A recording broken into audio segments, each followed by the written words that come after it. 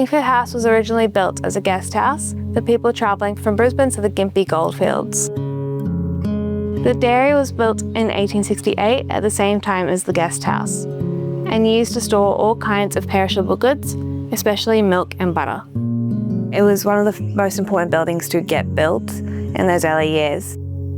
The dairy roof was originally built using timber from a bloodwood tree. It was cut by William Grigger, who was the first one to build Bankford House. Bloodwood was common on the Sunshine Coast, and we actually have a stump on the property that was felled by a later generation.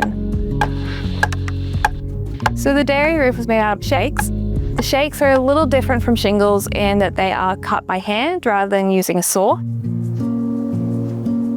Being a wood roof, it doesn't last 160 years. The dairy roof was previously restored in 2002. It wasn't in great shape.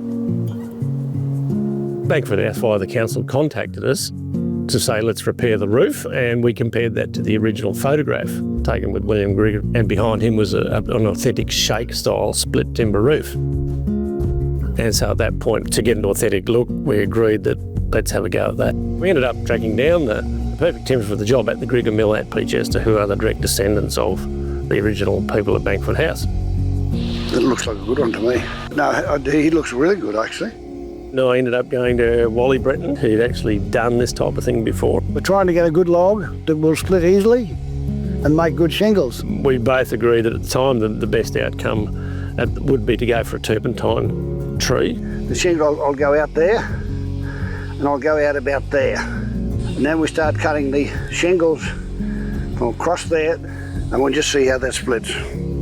And naturally we hadn't done it before, and there's a really specific way you slice the log up to get the best result. And so he walked us through all of that process. Well, that's a froe, F-R-O-E.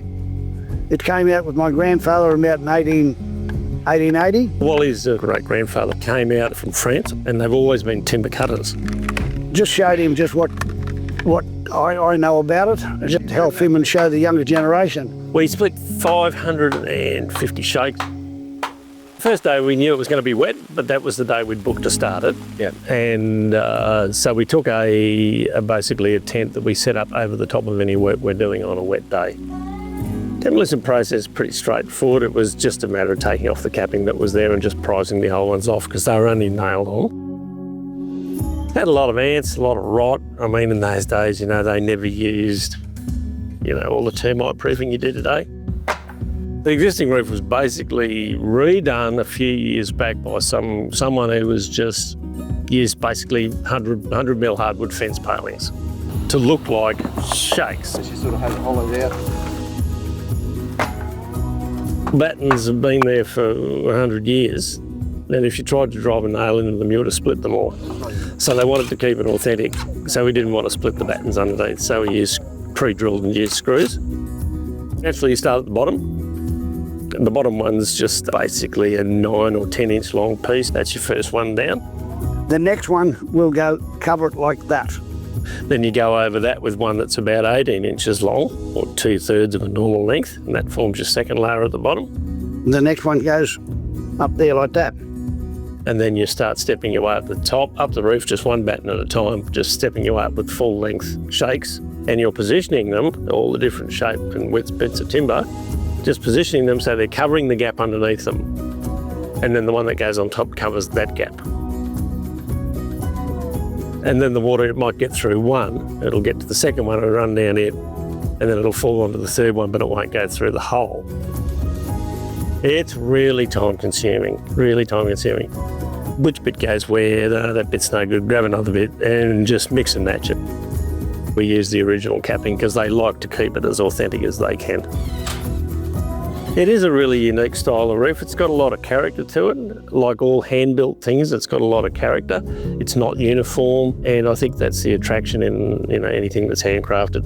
I love history, and I think you've got to look after those older people. They're buried and gone, but they're not gone. Things like the dairy shed in particular shows a different type of heritage. A lot of historical buildings that you'll find around are preserved because they are rich buildings, they are impressive buildings. Things like the dairy shed, they show what life was like for much more ordinary people who were having to go out and milk cows and churn butter. Yeah, they were tough people. I think you've got to maintain your history. I think it's a very good project. It's a brand new roof, but it's definitely what it would have looked like back in the 1860s.